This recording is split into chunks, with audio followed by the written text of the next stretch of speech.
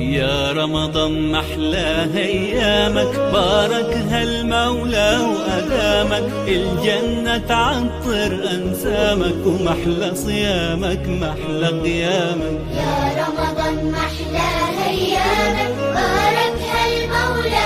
magacayga waa maxamed amiin. haddaad u baahan tahay servicekaas fadlan nala soo xiriir xafiiskayga most tax service. waxaan qabanaa marka hore income taxiga. hadda waa ogtihiin income taxiga xilligeeda la joogaa. waqtiga waxaa lagu daray bil kala lagu daray extensionka ilaa iyo march 17 ugu dambeysa. haddaadan sameyn income taxiga waa soo dhawaan kartaa, waa noo imaan kartaa, waan kaa caawinaynaa insha allah.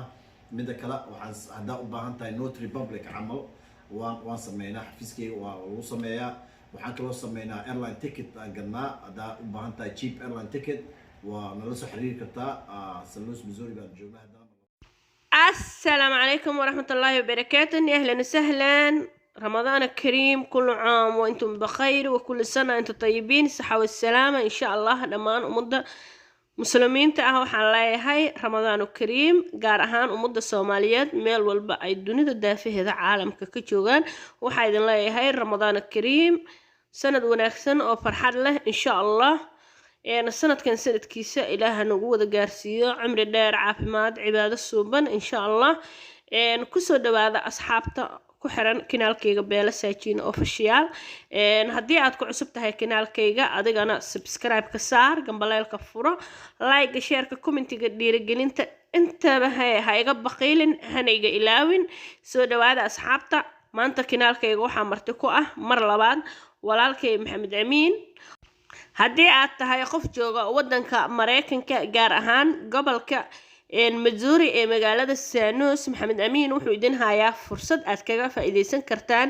haddii aad u baahan tahay in aad buuxiso canshuurta sanadlaha ah, haddii aad u baahan tahay immigration in aad dadkaaga soo dacwooto, haddii aad u baahan tahay ticket in aad jarato oo yacni meel walba dunida daafeeda caalamka aad ka aadsanaysid insha Allah intaas oo dhan uu idin fududeynayaa iyo waxyaabo kale oo badan insha Allah. ku soo dhawaada xafiiska Maxamed Amiin, asxaabta dhamaan qof walba ee jooga wadanka Mareykanka gobolka Missouri iyo magaalada St. Louis oo kaliya ma ahan, meel walba aad wadanka Mareykanka ka joogtid wax walba aad u baahan tahay uu ku fududeynayaa Maxamed Amiin insha Allah. la xiriira iyo xafiiskiisa. السلام عليكم ورحمة الله وبركاته. رمضان كريم. دمان مسلمين تملك السي جوجان جراهان صوماليدا مل والبا جوجان. مجيء محمد أمين. وحان عندنا كفرح صراحة مرلبات أشي بلوساجن channel كذا جوجا St. Louis Missouri. داد جوت مجالنا St. Louis قبل كميزوري waxyaabahan qabta aan waxyaabahan ku taataaraba. marka dad u baahan tahay servicekaas fadlan nala soo xiriir xafiiskayga most tax service. waxaan qabanaa marka hore income taxiga. hadda waa ogtihiin income taxiga xilligeeda la joogaa. waqtiga waxaa lagu daray bil kala lagu daray extensionka ilaa iyo march 17 ugu dambeysa. haddaadan sameyn income taxiga waa soo dhawaan kartaa, waa noo imaan kartaa, waan kaa caawinaynaa insha allah. midda kale waxaan haddaa u baahan tahay notary public camal waan sameynaa, xafiiskayga waa lagu sameeyaa. waxaan kaloo sameynaa airline ticket aan gadnaa. haddaa u baahan tahay cheap airline ticket waa nala soo xiriiri kartaa. St. Louis Missouri baan joognaa haddana mar labaad. khaasatan dadka waxaan u sameynaa reer St. Louis ma ahan St. Louis le maahan, waxaan u sameynaa Mareykanka dhan dadka jooga waan caawin karnaa. markaas aad ka joogtid Kentucky State waan ku caawin karnaa. marka cheap airline ticket haddaa u baahan tahay waa nala soo xiriiri kartaa. lambarkaygana waa 314-662-3637. the number again 314-662-3637. iyo waxaan kaloo sameynaa maxaa immigrationka. haddaa u baahan tahay immigration inaad dadkaada qaraabadaada u doodid waan kaa caawin karnaa.